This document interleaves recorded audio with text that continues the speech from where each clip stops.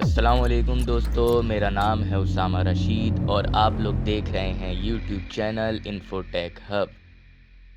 سن 1946 میں فلسطین کے مغربی علاقے قمران میں چرواہے اپنی بکریاں چرا رہے تھے تو کچھ وقت گزارنے کے لیے ان چرواہوں نے چھوٹے چھوٹے پتھر اٹھا کر قمران کی غاروں میں سے ایک غار کے اندر پتھر پھینکنا شروع کر دیے تو اس غار میں سے ایک دم کچھ ٹوٹنے کی آواز آئی۔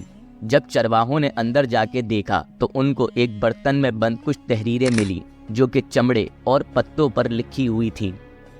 جب ماہرین آثار قدیمہ کو پتہ چلا تو انہوں نے اس علاقے کی تحقیق شروع کر دی تو وہاں ان کو 900 قدیم تختیاں اور تحریریں ملی۔ جب انہوں نے اس پر تحقیق کی تو معلوم ہوا کہ یہ بک آف اینوک ہے جو کہ ہنود نامی پیغمبر پر نازل ہوئی تھی، جس میں کافی پراسرار باتوں کا ذکر ملتا ہے۔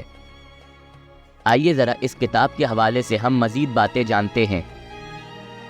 اللہ تعالیٰ نے انسانیت کی رہنمائی کے لیے تقریباً 1,24,000 پیغمبر بھیجے اور انہی پیغمبروں میں سے کچھ پیغمبروں پر اللہ تعالیٰ نے اپنی کتابیں بھی نازل فرمائیں، جن میں توریت، زبور، انجیل اور قرآن مجید جیسی کتابیں بھی شامل ہیں۔ لیکن یہ بک آف اینوک آخر اس طرح کیوں چھپا دی گئی تھی اور اس میں ایسی کیا پراسرار باتیں ہیں جن کی وجہ سے اس کو بائبل سے الگ کر دیا گیا؟ یہ کتاب ہنود نامی پیغمبر پر نازل ہوئی، اسلام میں جن کو حضرت ادریس علیہ السلام کے نام سے جانا جاتا ہے۔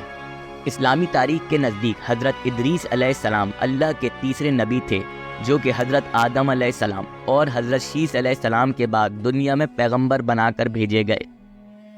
حضرت ادریس علیہ السلام قدیم بابل یعنی آج کے دور کے عراق میں پیدا ہوئے تھے، جبکہ سمیری تختیوں میں تاریخ کچھ اور ہی بتاتی ہے۔ اس میں ملتا ہے کہ اینوک ایک عظیم بادشاہ تھے جنہوں نے سب سے پہلے لکھنے اور پڑھنے کی شروعات کری۔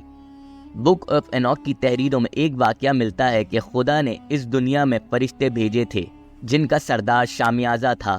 ان فرشتوں کو دراصل انسانوں کی ہدایت اور نگرانی کے لیے بھیجا گیا تھا، لیکن وقت گزرتا گیا اور یہ فرشتے انسانوں کی عورتوں سے محبت میں مبتلا ہونا شروع ہو گئے تو انہوں نے عورتوں کے ساتھ جسمانی تعلق بنائے، جس کے نتیجے میں نیفیلیمز یعنی جائنٹس پیدا ہوئے جو کہ عجیب اور لمبے قد کے مالک تھے۔ ان نیفیلیمز نے اس دنیا پر خوب تباہی مچائی اور وہ انسانوں کو ہی مار کر کھانے لگے۔ انہی ظالم نیفیلیمز کی رہنمائی کے لیے اللہ نے اینوک یعنی حضرت ادریس علیہ السلام کو اس دنیا پر پیغمبر بنا کر بھیجا، لیکن ان عجیب دیوقامت لوگوں نے حضرت ادریس علیہ السلام کی بات ماننے سے انکار کر دیا۔ بک آف اینوک میں یہ بھی ملتا ہے کہ کس طرح ان اتارے گئے فرشتوں نے دنیا میں آباد انسانوں کو فساد کرنے کا علوم سکھایا، جیسے کہ عزازیل نے انسانوں کو تلواریں، خنجر اور ہتھیار بنانا سکھائے اور عورتوں کو زیورات۔ صرف یہی نہیں، ان میں سے ایک فرشتے نے جادو کا علم سکھایا، ستاروں کا علم سکھایا اور فلکیات کا علم بھی سکھایا۔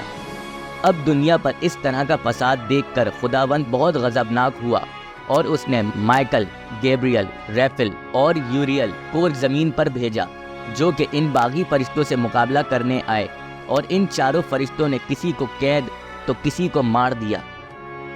بک آف اینوک میں یہ بھی ملتا ہے کہ کس طرح حضرت ادریس علیہ السلام فرشتوں کے پروں پر بیٹھ کر آسمانوں میں اڑا کرتے تھے اور لوگوں کو دیکھا کرتے تھے۔ بک آف اینوک میں حضرت نوح علیہ السلام کے دور میں سیلاب آنے کا واقعہ بھی ملتا ہے، جس میں خداوند نے بتایا تھا کہ کس طرح سیلاب آئے گا اور ان نیفیلیمز کو ہم اس سیلاب میں غرق کر دیں گے۔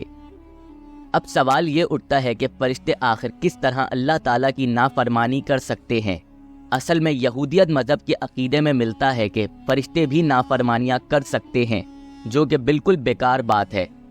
تو حد ممکن یہی ہے کہ اس بک آف اینوک میں بھی باقی آسمانی کتابوں کی طرح ملاوٹ کر دی گئی ہو اور اس ملاوٹ کرنے والوں نے جنوں کو فرشتے لکھ دیا ہو، کہ جس طرح اللہ تعالیٰ نے عزازیل کو جو کہ ایک فرما بردار جن تھا اس کی تکبر کی حرکت کی وجہ سے زمین پر پھینک دیا تھا۔